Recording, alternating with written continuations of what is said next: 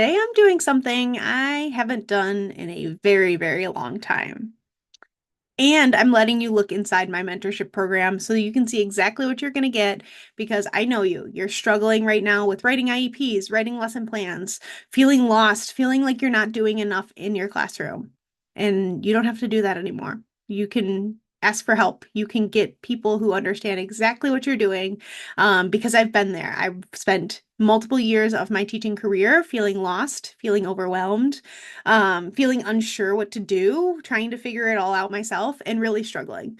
So I'm going to share inside my mentorship program and exactly what you're going to get if you decide this is right for you. So this is exactly it. This is what happens when you log on. It tells a little bit about who I am and where you can get connected. There's a Facebook group you can get connected with. The Remind app is where we will do any texting with me, so that you can get information about weekly calls or you can set up time to chat with me.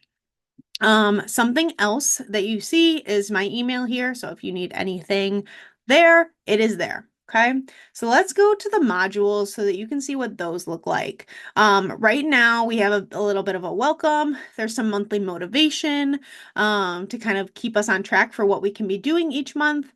I have a whole section about AI and how we are using it in our classrooms.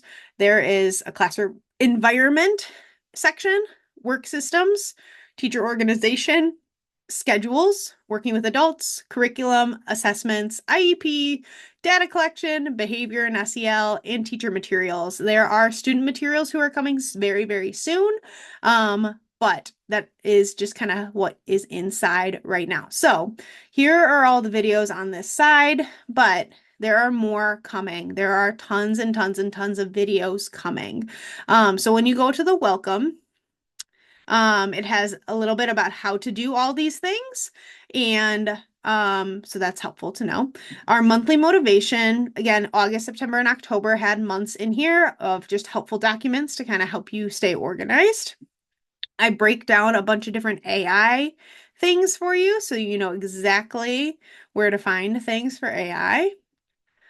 Classroom environment, we have things that we should consider when setting up our classroom, rules and routines, setting up stations and centers, planning periods, how to use them effectively, morning routines that you should be doing, and I put in a prompt hierarchy information there. Work systems right now only has one thing about work tasks, but more are coming. Teacher organization, talking about some Google Drive information and how to do things in Google. And then, of course, making the most of your planning period is always super helpful. Where are we? We are on schedules. So in schedules, how to create a master schedule, how to come up with student schedules, how to come up with paraprofessional schedules, super helpful. And then we go into working with adults because this is a big part of our job that we were not originally trained for. So paraprofessionals, just in general, getting a binder, having some collaboration, how to collaborate with parents, having parent communication, some more tips, working with general education teachers, working with your administrators, training staff on student IEPs. So again, you would go in, you would just listen to this video. Some of them are really short, some of them are really long, but that does give some helpful information. So those are all videos, if that wasn't clear. Wanted to make sure that you guys saw that.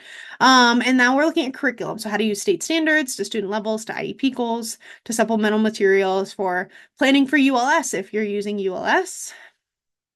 And then assessments, it's my pride and joy, preparing for state assessment season and using an assessment to kind of progress monitor.